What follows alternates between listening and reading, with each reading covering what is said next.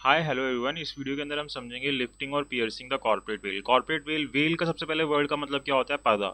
तो corporate veil मतलब कि जो कॉर्पोरेट पर्दा है, यानी कि जो एक कंपनी है उसके ऊपर हमने एक पर्दा ढका हुआ है कि भाई उसके पीछे बैठ के मैनेजमेंट में कौन काम कर रहा है। क्योंकि जब भी हम कंपनी के साथ डील करते हैं तो हम कंपनी के साथ डील करते हैं, ना कि उसके पीछे जो व्यक्ति बैठे हुए हैं। हालांकि हमारे साथ जो ट्रांजेक्शन होगी वो आएगा कोई पर्सन करने, लेकिन जब भी कोई कॉन्ट्रैक्ट के अंदर एंटर करेंगे या कोई भी डील करेंगे तो हम कंपनी के साथ करेंगे। जैसे अगर मैं बैठ के कोई कंपनी के साथ बोलता हूँ कि मैं कंपनी के साथ ये कॉन्ट्रैक्ट कर रहा हूँ एबीसी लिमिटेड के साथ, तो मैं बोलूँगा Kushang Mittal enter in agreement with ABC limited. इस तरीके से हम कॉन्ट्रैक्ट में एंटर होंगे। लेकिन और ये क्यों होता है? क्योंकि हम ये बोलते हैं क्योंकि कंपनी जो होती है अपने आप में कॉर्पोरेट पर्सनैलिटी होती है, सेपरेट लीगल एंटिटी होती है, कि वो कंपनी अलग है और उसके जो प्रमोटर्स हैं या डायरेक्टर्स हैं वो अपने आप में एक अलग लोग हैं। तो अब हम कंपनी के साथ एक ट्रांजेक्शन के अंदर एंटर कर रहे हैं। अब क्या होता है, कई बार कंपनी क्या करती है, फ्रॉड करती है या इस तरीके की कोई चीज़ करती है जो कि पब्लिक इंटरेस्ट के अगेंस्ट होता है। जो कंपनी है वो तो अपने आप में एक आर्टिफिशियल पर्सन है ना, वो तो कोई काम नहीं कर सकती। हालांकि हमने लॉ के थ्रू उसको एक रिकॉग्निशन दे रखी है कि वो अपने आप में एक लीगल पर्सन है, बट काम तो वो खुद नहीं कर सकती। तो काम कौन करते हैं? उसके पीछे बैठे हुए मैनेजमेंट में जो लोग होते हैं। तो अब जब इस तरीके से कोई फ्रॉड या पब्लिक इंटरेस्ट के अगेंस्ट कोई चीज़ हो रही होती है तो तब हमें ज़रूरत पड़ती है कि हम उस पर्दे को उठाएं या उस पर्दे में छेद करें। पियर्सिंग मतलब यही होता है कि और उसमें देखें कि पीछे मैनेजमेंट में कौन है जो कि फ्रॉड कर रहा है और उसको सजा दें। तो इसी को क्या बोलते हैं हम? लिफ्टिंग ऑफ या piercing of the corporate well बोलते हैं। अब इसके बारे में हम पढ़ते हैं इन डिटेल कि हमें क्या क्या बताया गया है। Law has cloth the corporation with distinct personality. ये हमने देख लिया कि जो कॉर्पोरेशन होती है, कंपनी होती है, वो क्या होती है? अपने आप में एक डिस्टिंक्ट पर्सनैलिटी होती है। पेन नहीं चल रहा, एक सेकेंड। चल गया, पेन चल गया।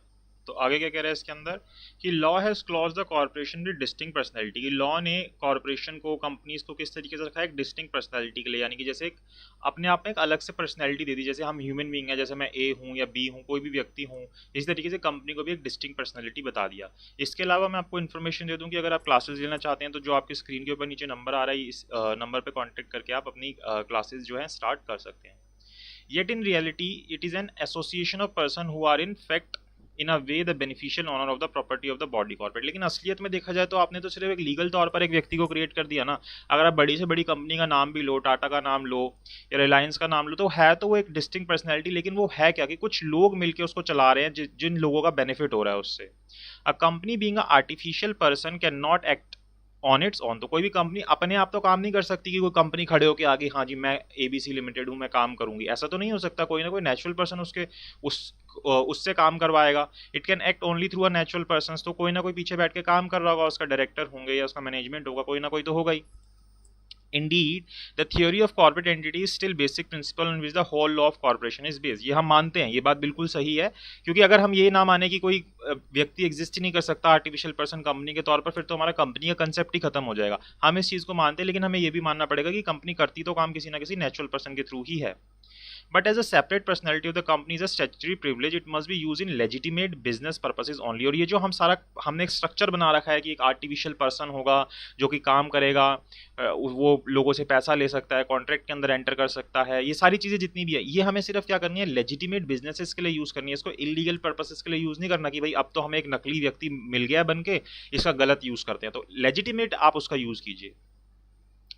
Where a fraudulent and dishonest use made of the legal entity, the individuals concerned will not be allowed to take shelter behind the corporate personality। तो यही चीज़ हमारी सारी क्या है? कॉर्पोरेट वेल है कि अगर आप इसका गलत यूज़ करोगे, इस लेजिटिमेट बिजनेस का जो आपको एक एंटिटी बना के दी गई है, तो जो भी हो आप, जोन से भी इंडिविजुअल हो आप, आपको वो उसके पीछे आप छुप नहीं सकते, शेल्टर नहीं ले सकते उसका।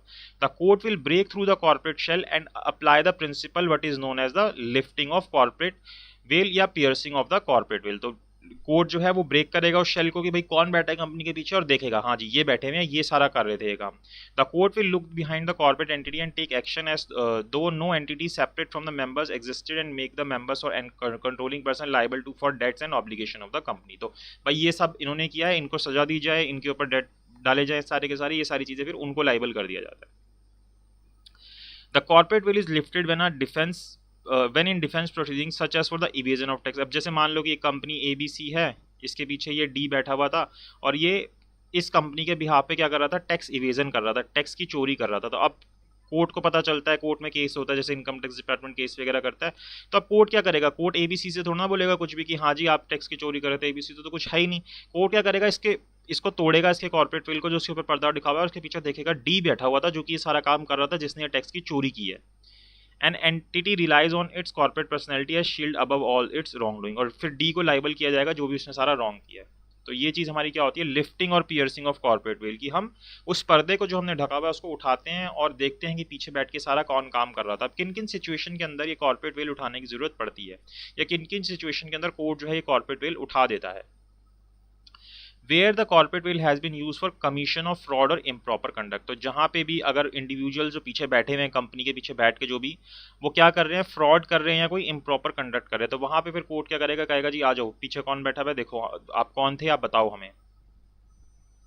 ठीक है, पहली चीज हो गई जब कोई फ्रॉड या इम्प्रॉपर कंडक्ट हो रहा होगा। दूसरा, where the corporation is really an agency or trust for the some one else and the corporate facet is use to cover the up the agency or trust, यानी कि मान लो कि ये जो कंपनी थी ये किसी के एक इंस्ट्रूमेंटेलिटी थी एक तरीके से, यानी कि किसी और के लिए यूज हो रही थी, कि भाई एक कंपनी अमेरिका में बैठी थी और ये कंपनी जो है यूके की है, और आप इससे इंडिया में काम करा रहे हो और बोल रहे हो कि ये तो यूके की कंपनी जो इंडिया में काम कर रही है, और अगर इस तरीके की कोई जरूरत पड़ती है देखने की कि काम कौन कर रहा था, तो फिर वहाँ पे क्या किया जाएगा, इसका कॉर्पोरेट वेल उठाया जाएगा और देखा जाएगा अच्छा ये तो पीछे ए बैठा हुआ था। जैसे इसने एग्जाम्पल भी दिया होगा, an American company produce a film in Indian technically in the name of British company, की ये कंपनी क्या करती है, ब्रिटिश कंपनी के नाम पर एक इंडिया के अंदर फिल्म प्रोड्यूस करती है।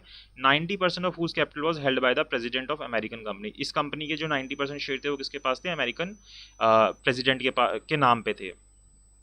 Board of trade refuse to register the film, तो जो इंडिया में बोर्ड ऑफ ट्रेड थे उन्होंने रिफ्यूज कर दिया कि हम इसको रजिस्टर करेंगे as British film on the ground of English company acted merely as a nominee of the American corporation, क्योंकि ये जो इंग्लिश कंपनी थी ये सिर्फ कैसे काम कर रही थी, एज अ नॉमिनी ही काम कर रही थी, असलियत में तो काम अमेरिकन कंपनी कर रही थी, तो हम इसको ब्रिटिश कंपनी के तौर पर, ब्रिटिश फिल्म के तौर पर रजिस्टर नहीं करेंगे।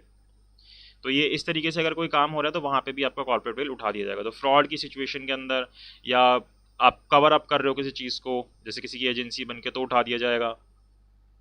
जहाँ पे पब्लिक पॉलिसी के अगेंस्ट आप जाके काम कर रहे हो, डॉक्ट्राइन ऑफ कन्फ्लिक्ट राइज हो जाता है, पब्लिक पॉलिसी के अगेंस्ट जाके काम कर रहे हो, तो वहाँ पे कोर्ट फिर कॉर्पोरेट वेल को उठा देता है।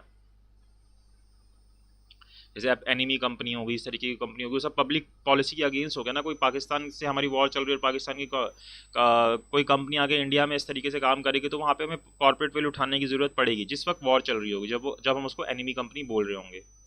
जैसे इसने एग्जाम्पल दिया है कि जर्मन का है और उसकी वॉर चल रही है इंग्लैंड के साथ, तो ये दोनों आपस में एनिमी कंट्रीज हो गई।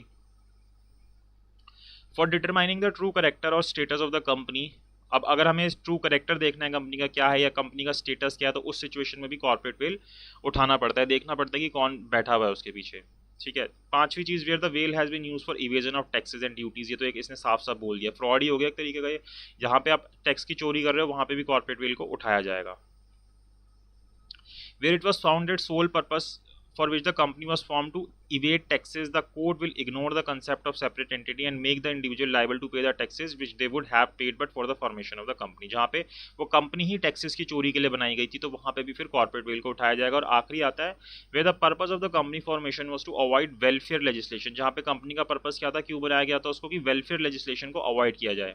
where it was found that the sole purpose of the formation of the new company was to use it as a device to reduce the amount to be paid by way of bonus to workmen, कि भाई bonus ना देना पड़े, क्योंकि भाई इतने employ अगर इस कंपनी के होते तो इसको इतना बोनस पे करना पड़ता है, इस तरीके की चीज़ें होती है। उसने क्या किया, एक नई कंपनी बना ली और कुछ एम्प्लॉय उसके अंदर दिखा दिया, तो भाई हमारा तो इसके अंदर सिर्फ इतने ही एम्प्लॉय थे, बोल रहा है पुरानी कंपनी में, नई कंपनी में भी सिर्फ इतने से ही है, तो हमें तो सिर्फ इतना ही बोनस पे करना पड़ेगा। तो इस तरीके की अगर आप जो लेजिस्लेशन ने बोली थी एक चीज़ उसको अवॉइड कर रहे हो, लेजिस्लेशन के पर्पस को डिफीट कर रहे हो, तो फिर वहाँ पे आपका कॉर्पोरेट वेल उठा दिया जाएगा। तो इन 7 जगहों पे कॉर्पोरेट वेल उठाया जाएगा, जहाँ पे आप वेलफेयर ऑफ लेजिस्लेशन को अवॉइड कर रहे हो, टैक्सेस अवॉइड कर रहे हो, evasion of taxes and duty किया गया है।